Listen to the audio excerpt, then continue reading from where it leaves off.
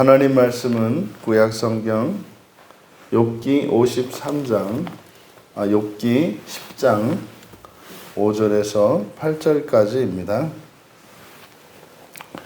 우리 같이 한 목소리로 함께 읽겠습니다. 주의 날이 어찌 사람의 날과 같으며 주의 해가 어찌 인생의 해와 같기로 나의 허물을 찾으시며 나의 죄를 들추어 내시나이까.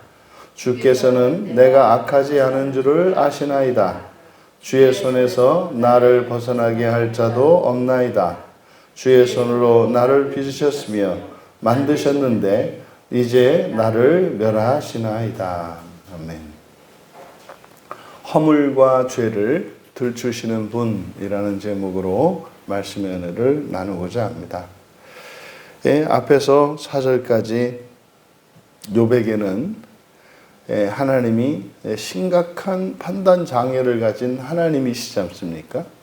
근데 그래도 하나님인 거죠. 이게 어쩔 수가 없는 거예요. 그러니까 하나님을 인정할 수 없다. 하나님이 잘못됐다. 이렇게 이야기하는데 여전히 하나님은 하나님이라는 사실. 이제 그 하나님에 대해서 여전히 이제 그 하나님의 부당함에 대해서 이야기를 하는데 이제 5절에 주의 날이 이제 우리말 성경에는 이제 3인칭으로 주로 이렇게 되어 있습니다만 이렇게 여기 전부 이제 2인칭이죠. 당신을 이제 주로 부르는 겁니다. 그래서 당신의 날이 어찌 사람의 날과 같으며 사람의 날과 같습니까? 또 당신의 해들이 어찌 인생의 해와 같습니까? 여기에 이제 사람과 인생이 나오는데 여기서 사람은 에노시, 지금 욥이 거론하는 것은 존재론적인 신, 그러니까 불멸의 존재인 신과 그리고 필멸적 존재인 인류죠. 사람을 대조하고 있습니다. 그래서 여기에 사람은 에노시고 뒤에 5절 하반절에 인생으로 번역된 이것은 이 가베르는 젊은 사람이죠. 사람의 절정기에 다다랐을 때. 그래서 젊은 사람으로 보는 것이 정확한 표현입니다. 그러면 당신의 날이 어찌? 당신의 날이 어찌? 사람의 날과 같습니까? 그리고 당신의 해들이 젊은 사람의 날과 같습니까? 이게 지금 무슨 말입니까? 지금 왜 사람처럼 하는가 이 말이에요. 마치 당신이 불멸의 존재이신 당신이 필멸적 인간인 사람처럼 하시는 겁니까? 맞지 않다는 거죠. 부당하다는 거죠. 마치 그런 거죠. 어른인데 철부지 아이같이 행동하는 거예요. 어떻게 어린아이와 같이 그러십니까? 이런 표현이죠. 근데 이거는 뭐 어린아이가 아니죠. 그냥 이거는 사람과 하나님을 동격으로 보는 거죠. 어떻게 사람 하는 것처럼 그러십니까? 그리고 이렇게 철모르는 이 젊은 사람이라고 하는 특징이 혈기가 왕성한 건데 혈기가 왕성하다라고 하는 의미는 그저 육체의 힘이 이제 막 넘치기는 합니다만 실수가 있는 그게 젊은 사람 아닙니까? 그러니까 근데 어떻게 그런 젊은 사람처럼 하시는 겁니까? 그러니까 이거는 어른에게 이 말을 하더라도 이거는 모욕적인 말이 되거든요. 아니 어른이 돼가지고 왜 그러십니까? 근데 이제 하나님께 그렇게 얘기하고 있죠. 근데 이어서 6절에서 나의 허물을 찾으시고 나의 죄를 들춰내십니다. 이제 우리가 죄를 이야기할 때, 크게 이야기할 때, 이제 겉으로 드러난, 그래서 내가 인식하는 죄, 이것을 죄라고 하고, 내가 깨닫지 못하고 있는, 내가 의식하지 못하고 있는 이 죄를 허물이라고 한다.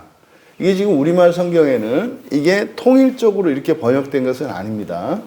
하지만 이제 우리가 이제 죄에 대한 이야기가 나올 때 이 두 가지로 구분을 한다. 여기서 지금 바로 그 죄와 허물을 다 거론을 합니다. 그러니까 여기서 나의 허물을 찾는다라고 하는 것은 뭐겠습니까? 나는 그것이 잘못인 줄 모르고 하지만 그것이 온전하지 못한 것, 이런 거죠. 허물을 찾는 것. 나도 모르는 나의 잘못을 찾으시고 또 나의 죄를 들추십니까? 여기서 이제 죄를 들춘다. 이 다라시라고 하는 이 말이 이게 샅샅이 찾는 거죠. 예. 그래서 이게 이제 자주 드나들다 뭐 이런 뜻인데, 그러니까 마치 뭔가를 찾기 위해서 뭔가를 찾을 때까지 열심히 찾는 모습입니다. 그래서 아주 주의를 기울여서 샅샅이 찾는 것. 이게 이제 다라시거든요. 그러니까 나에게서 어떤 작은 이런 잘못이나 또 나도 모르는 어떤 실수, 그러니까 이 죄와 허물을 찾으려고 하나님처럼 보이는 거죠. 왜요? 그게 사실은 자기는 자기의 잘못을 모르겠거든요. 그렇게 내가 지금 이 친구들보다 더 못났다거나 또 사람들의 눈에 내가 이렇게 문제가 있는 사람처럼 인식될 여지가 전혀 없거든요. 욥 자신이 들여다볼 때. 그런데 이제 하나님의 눈으로 본다면, 하나님의 기준에서 본다면 뭐 그럴 수도 있겠다라는 거죠. 그러니까 사람과, 왜냐하면 지금 욥이 가지고 있는 이 신관이라고 하는 것은 절대자로서 초월적인 하나님이기 때문에 무한히 높아요. 그러니까 비교 대상이 안 되는 거거든요. 그러니까 하나님의 눈높이에서 나를, 사람을 판단하면 안 되는 거죠. 그러니까 그럴 일은 없는 건데, 지금 마치 하나님이 하는 행동이 그런 거예요. 그럼 보세요. 여기서 지금 욥이 하는 이 말들이 이게 하나님을 낮춰서, 하나님이 되셔가지고 왜 자꾸 사람처럼 그러십니까? 이거를 바꾸면 어떻게 되는 거죠? 하나님이 사람을 하나님처럼 돼야 한다고 말씀하시는 거죠. 그러니까 내가 높아져야 된다고 말하는데, 이 욥이 보았을 때는 뭐예요? 사람처럼 하나님이 하는 것처럼 보인다 이 말이에요. 그러니까 예수님이 이 땅에 오신 것은 하나님이 사람이 되셨잖아요. 그래서 어떻게 뭐 하나님이 사람이 될 수 있느냐? 말도 안 된다. 예수는 하나님일 수 없다. 그래서 신성모독이다. 그래서 십자가에 못 박아 죽였잖아요. 근데 그 예수님이 우리에게 가르쳐 주신 건 뭐예요? 내가 너희와 이렇게 같이 된 것은 너희와 내가 같이 될 건데 너희들이 절대로 그걸 믿을 수가 없으니까 내가 먼저 너희와 같이 된 거야. 그리고 내가 다시 이제 하나님 되는 그것을 너희들에게 보여줌으로써 너희들 또한 내가 너희와 같이 된 것처럼 너희도 나와 같이 될 수 있다고 하는 것을 보여주고 그 길을 가르쳐 줄 거야. 믿고 따라와. 뭐 이런 거거든요. 그러니까 지금 욥이 하는 이 이야기. 그러니까 이제 하나님이 올 때는 아슬아슬한 거예요. 그렇게 좀 바꾸면, 그래, 네가 보기에 나를 자꾸 내가 사람처럼 이렇게 하는 게, 사람처럼 하는 게 아니라 누구처럼 하는 거예요? 너처럼이죠. 너처럼. 너의 친구처럼. 너의 친구처럼 대하니까 너는 너와 나의 관계를 그냥 초월자와 그리고 이렇게 필멸의 인간으로 놓고 보고 이걸 고정시켜 놓고 이러한 사건과 너와 나 사이의 관계를 해석하려고 하니까 이거는 하나님이 하나님답지 않은 것으로 보이지만 바로 이걸 통해서 욥이 하나님이 나를 사람의 의가 아니라 하나님의 의에 이르게 하기를 기뻐하시는구나 를 깨달을 수도 있는 거죠. 지금 물론 절대 못 깨닫죠. 그러니까 지금 욥은 거짓 감정에 사로잡혀 있기 때문에 그런 판단을 내릴 수가 없습니다. 그리고 보십시오. 당신은, 주께서는 내가 악하지 않은 줄 아십니다. 그러니까 당신은 내가 악하지 않은 줄 알아요. 이때 악하다, 선하다, 이것은 뭡니까? 의를 추구하는 것, 옳게 되고 완전하게 되는 것을 추구하는 것을 선하다라고 하고 거기에 반하는 것이 악하다잖아요. 그러니까 내가 악하지 않은 줄, 그러니까 선하다는 이야기죠. 근데 이거를 이제 악하지 않다. 왜요? 지금 죄벌에 대해서 자신이 겪고 있는 이러한 고난이 징벌이라고 생각하고 있기 때문에 징벌의 원인이 되는 것은 뭐 선하지 않으면 벌을 주는 게 아니라 악할 때 벌을 주는 거니까. 그러니까 악하지 않은 줄을 아십니다. 네. 그러니까 여기서 이제 욥은 그거죠. 아니, 내가 말을 안 해서 그렇지. 나에 대한 책을 쓰는데 1장 1절에 하나님이 나는 선하다고 썼다면서요. 그렇게 썼다고 얘기하면서 어떻게 이럴 수 있어요? 뭐 이런 거죠. 근데 왜 자신을 죄인 취급하는가? 그러니까 이 죄인 취급한다. 이게 지금 기준의 문제인 거예요. 욥은 사람의 기준에서는 분명히 죄가 없어요. 사람의 기준에서 보면은. 의로운 사람이에요. 사람의 의로 놓고 보면은. 근데 하나님의 기준으로 보면은 죄인인 거 맞죠? 그러니까 지금 여기서 욥이 하는 이 말, 그러니까 우리 그리스도인들은 이 욥의 말이 이제 무슨 말인지 이해가 되는 거예요. 왜 자꾸 나는 잘못도 없고 부족한 것도 없고 그래도 사람들 중에서는 뛰어난 나를 가지고 왜 자꾸 날 그래? 뭐 이렇게 사방 건드릴 애들이 사방 수두룩 빽빽하구만. 지금 뭐 문제고 다 보이는데 왜 문제 없는 나한테 왜 이래? 그러니까 지금 그런 거잖아요. 그게 틀린 얘기 아니다 이 말이에요. 그럴 수 있어요. 하지만 바로 그가 이야기하는 것처럼 욥이 이야기하는 것처럼 그를 그 정도가 아니라 더 높이려고 이게 잘 안 받아들여지는 거거든요. 이 주마가 편이라고 달리는 말에게 채찍질할 때 말의 입장에서는 죽으라고 뛰는데 때려요. 그럼 말의 입장은 뭐예요? 내가 지금 안 달린다고? 뭐 이런 거죠. 내가 지금 죽으라고 달리고 있는데 때리면 내가 안 달리고 있다고? 뭐 이런 거죠. 이게 이제 잘하는 사람에게 이렇게 야단치는 이런 것들은 잘못하기 때문이 아니라 더 잘하게 하기 위함이라는 거. 우리의 신앙의 목표가 구원 아닙니까? 구원이잖아요. 그 구원이라는 게 살아가는 동안은 뭐예요? 더예요. 더. 근데 이 더는 우리가 더 힘을 내야 된다는 의미가 아니라 우리의 존재가 더한 존재로 바뀌어야 한다는 거죠. 그 결과로서 이런 행위가 더 되는 걸 말하는 거지. 존재는 변하지 않는데 더 하면은 이제 날개 찢어져서 죽는 거예요. 타서 재가 돼버리는 거예요. 근데 존재가 변화해야 되는 거죠. 근데 존재가 변하는 그 일이 어떻게 해요? 죽을 것 같이, 절대로 안 될 것 같이, 더 이상은 그만인 것 같은 한계 상황을 돌파할 때라야 그렇게 되거든요. 그러니까 우리가 구원을 이루어가는 과정은 쉼 없이 더 나은 삶을 향하여 나아가는 것이 구원의 과정이다. 근데 이것은 결코 우리의 정욕이나 탐욕을 위한 것이 아니다.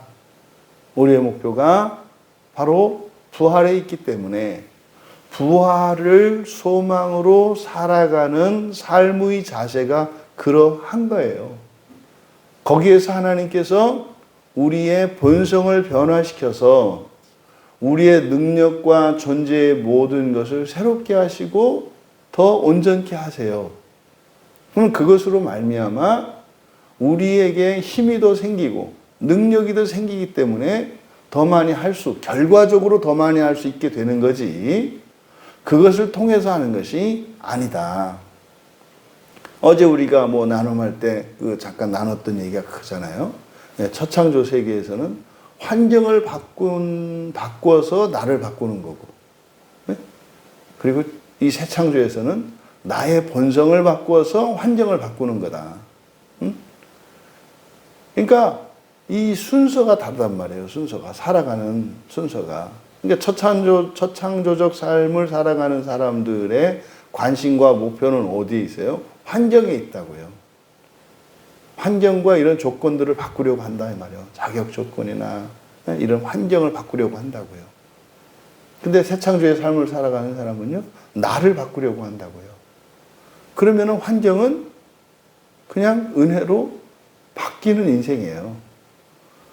그러니까 이것이 첫 창조적 삶과 새 창조적 삶의 차이라고 말씀을 드렸잖아요. 그러니까 여기서도 똑같이 적용할 수 있는 거죠. 악하지 않은 줄을 아시면서 왜 그럴까?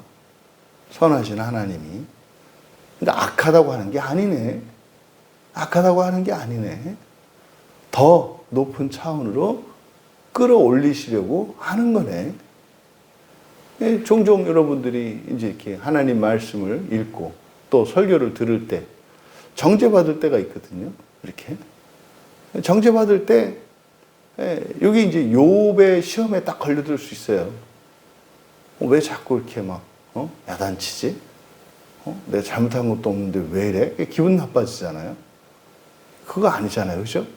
잘못했는지 안 했는지는 본인이 알 거고, 본인의 일상을 이렇게 점검해 보면, 뭐, 그게 없어요. 그러면 그 야단치고 질책하는 게 아니잖아요. 그죠? 네, 더 높은 곳을 향하여 나아가자고 하는 거 아니에요? 고지가 저기인데, 이렇게 천성에 이를 때까지 멈추지 말고 가자. 뭐 이렇게 얘기하는 거지, 막 비난하는 거 아니잖아요? 그때 이렇게 이제 거짓 감정이, 봐봐. 너만한 사람이 어디 있다고. 너한테. 네가 만만한가 봐. 뭐지? 뭐 이렇게 하는 거죠. 여기서 우리말 성경은 그냥 이렇게 아시나이다 이렇게 되어 있습니다만, 이것을 이제 양보부사절로, 그래서 아닐지라도 이렇게 하는 것이 자연스럽겠다. 왜냐하면 여기에 전치사가 있기 때문에 그래요. 당신은 내가 악하지 않은 줄을 아실지라도 당신의 손에서 나를 벗어나게 할 자도 없나이다. 이게 무슨 말입니까? 여기서 하나님이 일방적으로 확정해 놓은 유죄 판결, 뭐죠? 답정너라고 하는가요? 답을 정해놓고 말하는 사람. 그러니까 뭐 이미 유죄 판결을 내려놓고 이 판결문이 이렇게 있어. 말하자면 욥의 생각인 그런 거죠. 그러니까 그냥 뭐 옳고 그르고를 따지려는 게 아니야. 나를 그냥 아주 감옥에 가두려고 이미 다 각본을 짜놓고 말이죠. 형식만 걸치는 거예요. 그래서 내가 지금 뭐 죄가 없는 걸 뻔히 알면서도 법정에 세운 거예요. 왜요? 이미 유죄 판결을 내리려고. 이게 이제 욥은 그런 생각을 갖고 있는 거죠. 그러니까 이러한 생각, 이 생각이 전제로 되어 있어요. 이미 하나님은 뭐 나를 벌 주시려고 작정을 한 거야. 뭐 이런 상황에서 사실 뭐 하나님 앞에 가서 변론을 한들 그게 무슨 소용이 있겠습니까? 근데 하나님이 그렇게 정해놓았다면 나를 벗어나게 할 자가 없죠. 두 가지입니다. 내가 잘못이 없다 하더라도 어느 누구도 나를 변호할 사람이 없을 것이며, 이 얘기를 왜 그래요? 친구들 때문에 그런 거죠. 가장 믿었던, 가장 친했던 이 친구들이 자신을 지금 정죄하고 있단 말이에요. 그러면 이 친구들이 그럴진데 이 세상에 다른 누가 나를 변호하겠어요? 내가 죄가 있더라도 없다고 두둔해 주는 게 변호인이 하는 일인데, 죄도 없는데 이렇게 이 하나님이 욥의 생각에 하나님이 미리 짜놓은 각본으로 유죄 판결이라고 하는 그 각본에 맞춰서 나를 해석하는 이 친구들을 통해서 어느 누구도, 하나님도 내가 죄가 없다는 걸 아시는데 어느 누구도 변호해 줄 사람이 없을 거라는 거. 또 하나는 그 상대가 하나님이기 때문에 그럴 수도 없을 거라는 거. 이 얘기를 하는 거죠. 당신의 손으로 나를 빚으셨으며 만드셨는데 이제 나를 멸하시나이다. 여기서 멸하다라고 이제 번역한 이 단어가 치다 이런 말이에요. 친다. 그러니까 나를 빚으셨고 만드셨는데 이때 빚다라고 하는 것은 뭐 그런 거지 않습니까? 뭐 주로 이제 반죽, 흙반죽이나 뭐 흙이나 밀가루 이런 반죽을 가지고 모양을 만드는 걸 말하잖아요. 그러니까 이제 흙으로 지음을 받았기 때문에 이것을 이제 빚는다 이렇게 얘기를 한 거고, 또 하나님이 창조하신 거기 때문에 만들다 이렇게 얘기한 거죠. 이때 만들다가 이제 아샤입니다. 그러니까 나를 빚고 손으로 빚으셨고 만드셨는데, 그러니까 손으로 빚어서 만들었다. 이게 무슨 뜻이냐면 욥은 그런 거죠. 욥이 가지고 있는 인식이 있어요. 사람이 매우 특별한 존재라는 거죠. 왜요? 다른 존재들은 창세기 보면 그냥 말씀으로 만드시거든요. 이렇게 생겨라 말아라 뭐 이렇게 하시는데, 친히 당신의 손가락으로 나를 만드셔 이렇게 조물조물 이게 특별한 일이죠. 하나님의 능력의 손으로. 그러니까 이게 이제 뭐 피조 세계에서는 별거 아니거든요. 이게 엄청난 사건인 거예요. 그냥 말로 이렇게 하는 거하고 손으로 직접 하나님의 손이 닿았다는 거. 사실은 하나님의 손이 닿은 것, 이게 하나님의 형상을 닮은 것을 또 의미하거든요. 직접 손으로 닿은 거. 그러니까 사람이 특별한 존재인 것을 알고 있어요. 그러니까 나를 특별한 존재로 지어 놓으시고, 그러더니 이제는 나를 치십니다. 이게 지금 우리말 성경 개역 한글로는 이렇게 번역돼 있어요. 당신의 손으로 나를 빚으사 백체를 이루셨거늘 이제 나를 멸하십니까? 이제 왜 이제 백체를이라고 하는 말이 들어갔냐면 야하드 사비브라고 하는 요 말이 이제 요 히브리어가 요 안에 들어가 있는데 이게 무슨 말인지를 잘 몰라요. 그래서 이 해석하기가 어려워서 이게 다르게 이제 해석된 건데 70인역은 이걸 어떻게 번역했냐면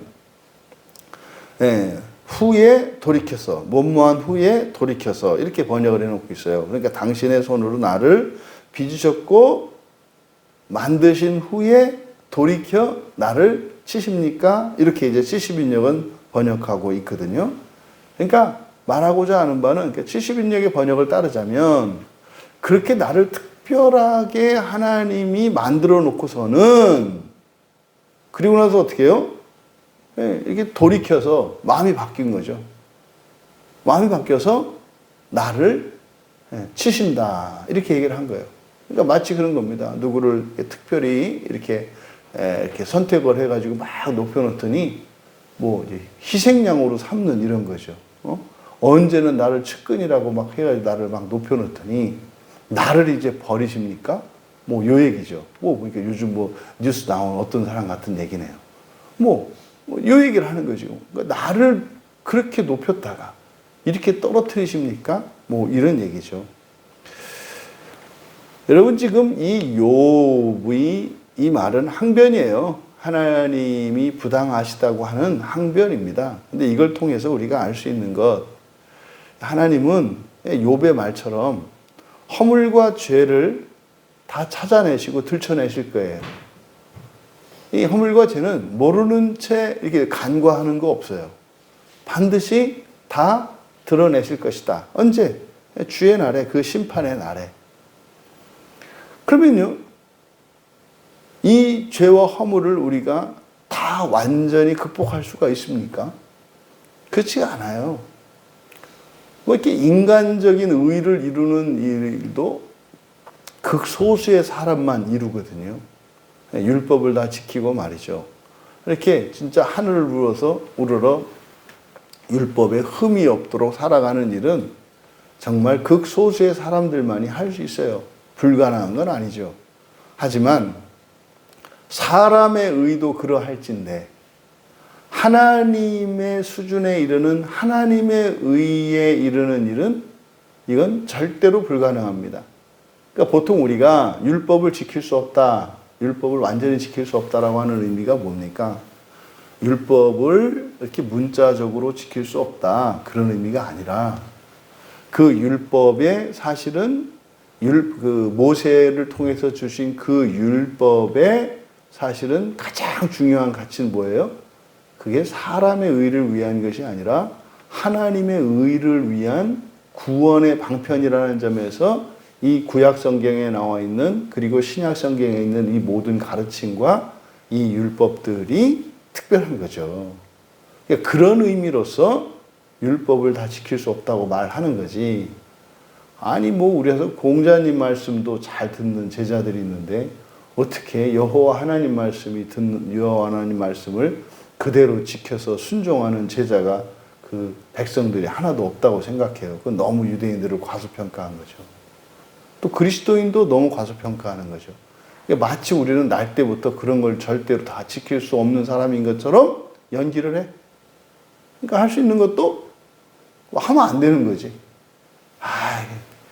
나사가 하나 빠져야 되는 거지. 꽉 차면 안 되는 거야. 인간미가 없잖아. 너무 완벽하니까.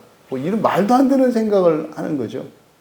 그러니까 할 수 있는 것도 알아서 못해요. 이걸 이제 우리가 가식이라고 한다. 넘치는 것을 외식이라고 한다면 모자라는 것을 일부러 모자라게 하는 것을 가식이라고 한다. 그러면